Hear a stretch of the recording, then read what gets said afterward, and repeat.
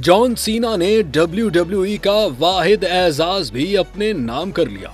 अजीम wrestler John Cena ने पहली बार intercontinental championship अपने नाम कर ली। रिपोर्ट के मुताबिक वर्ल्ड रेसलिंग एंटरटेनमेंट के अजीम रेसलर जॉन सीना ने अपने शानदार कैरियर में एक और तारीखी संगे मील अबूर करते हुए पहली बार इंटरकॉन्टिनेंटल चैंपियनशिप अपने नाम कर ली। अमेरिकी रियासत मैसाचुसेट्स के शहर ह्यूस्टन में उन्होंने मंडे नाइट रॉ के दौरान डोमिनिक मिस्ट्रियो को शिकस्त देकर चैंपियनशिप में कामयाबी हासिल की। डोमिनिक मिस्ट्रियो ने जॉन सीना को चैलेंज किया तो WWE की इंतजामिया ने फौरन एक टाइटल मैच का ऐलान किया, जिसमें भरपूर मुकाबला करते हुए जॉन सीना ने डोमिनिक मिस्ट्रियो को शिकस्त दे दी और यूं उसका 204 दिन का चैंपियनशिप का दौर खत्म हुआ।